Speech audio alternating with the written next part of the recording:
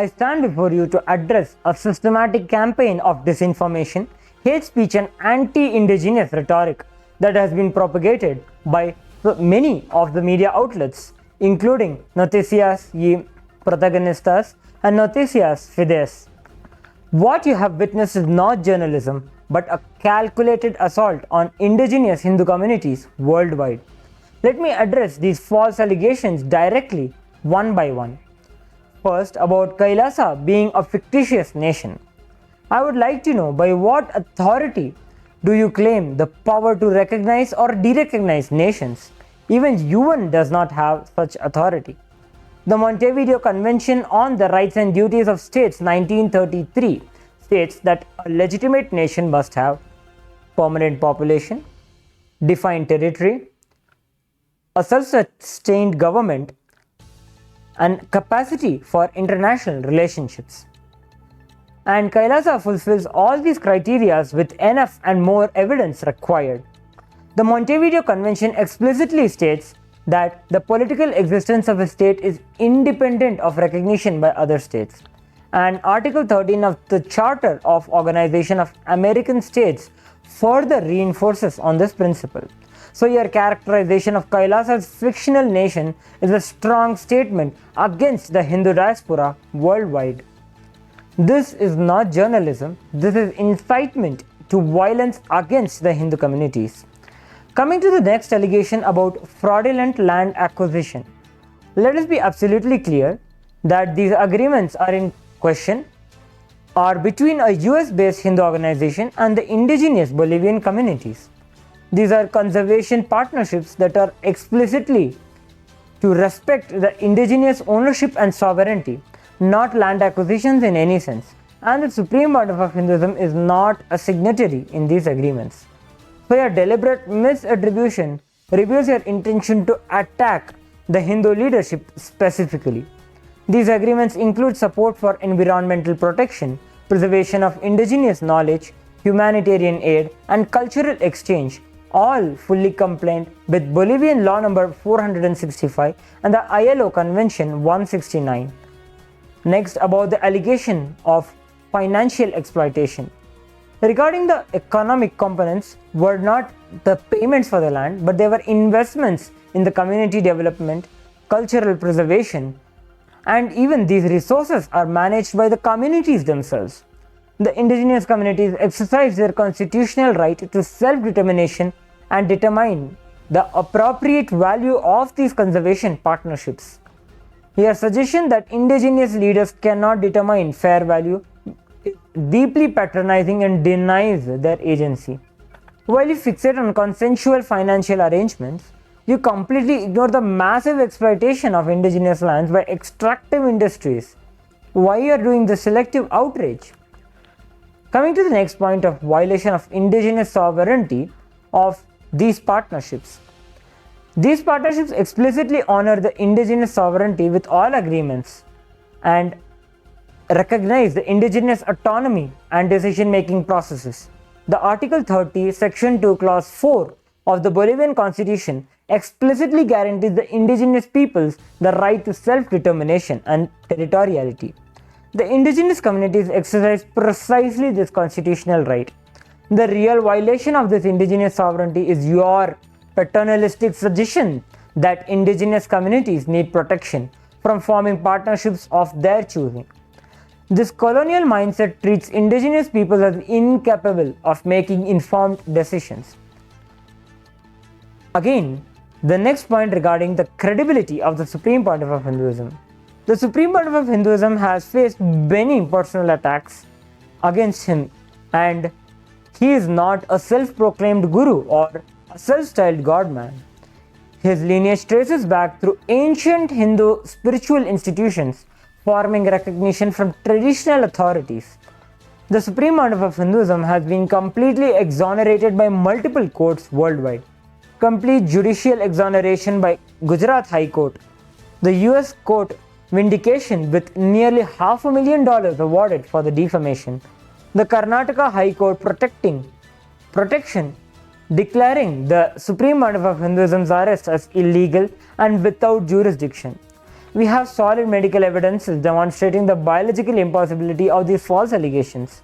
And finally, the Interpol's refusal to issue notices, recognizing the political nature of this persecution. Your continued promotion of these false allegations, explicitly rejected by courts worldwide, demonstrate this is not journalism but targeted religious persecution. Next point being about the alleged rejection by the indigenous communities. This claim is completely false and designed to drive a colonial wedge between the indigenous communities worldwide. There is no legitimate indigenous communities have spoken against these partnerships. These supposed rejections are either completely fabricated or represent small factions, not representative of wider communities. You provide no evidence of any actual community-wide rejections through proper indigenous assemblies, democratic votes, or traditional consensus processes, because none exist. This is just a classic divide and conquer tactic, falsely claiming that indigenous peoples reject their partnerships that actually benefit them. Next point about political controversy. What we maliciously frame as controversy is a standard diplomatic protocol followed by a representative of all nations. Meeting with government officials is precisely how the international relations function. You imply impropriety in absolutely normal diplomatic activities you will never even question from Western organizations. This double standard reveals your colonial mindset that indigenous nations should not engage in international diplomacy, and the Supreme Pontiff of Hinduism is not involved in any of these diplomatic initiatives. Your deliberate conflation reveals your intent to persecute him specifically. Regarding your allegations about environmental exploitation, these partnerships are explicitly designed for environmental protection, not exploitation.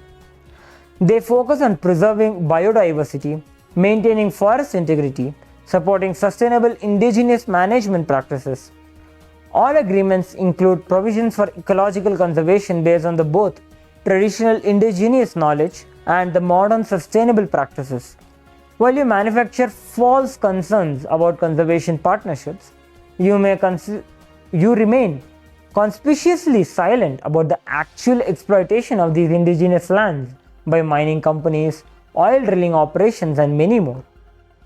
Coming to the next point about the pattern of similar activities. Yes, Hindu organizations engage with indigenous communities worldwide. This is not a pattern of fraud, but a systematic commitment to global indigenous solidarity. These engagements include humanitarian aid, cultural exchange programs, environmental conservation initiatives, and diplomatic relationship building. All standard international activities you would never question from the Western organizations.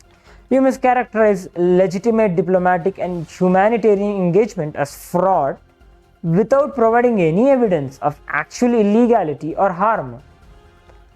Regarding the allegations about the false representation at the UN, the Hindu indigenous representatives have legitimately participated in various UN forums following the established protocols for civil society and indigenous representation. The United Nations has published over 21 reports documenting the persecution faced by KAILASA and the indigenous Hindu communities worldwide. You deliberately mischaracterize legitimate UN forum participation as sneaking in language you would never ever apply to the Western NGOs or any other religious groups participating in the identical process. Your claim that India informed the United Nations and the recognition was withdrawn is a complete false news. No such event has ever occurred or been recorded. On the allegations of unauthorized presence in the indigenous territories, all the visits within the indigenous territories occur with explicit invitation and authorization from legitimate indigenous authorities exercising their constitutional right to welcome the guests onto their sovereign lands.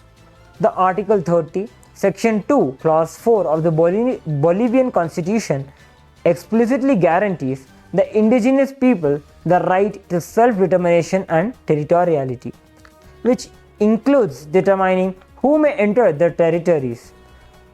You provide no evidence of any unauthorized presence.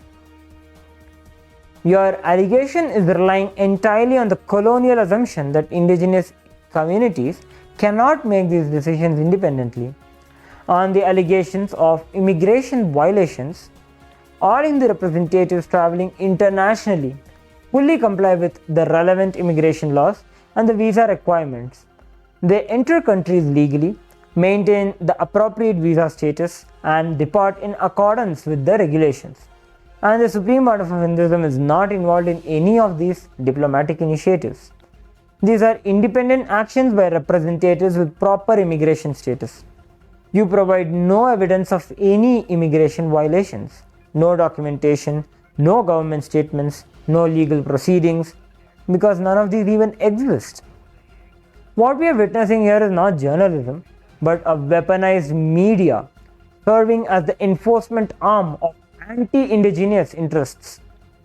Your systematic distortions, fabrications, and deliberate omissions follow the exact historical pattern that has preceded violence against the religious minorities throughout the history.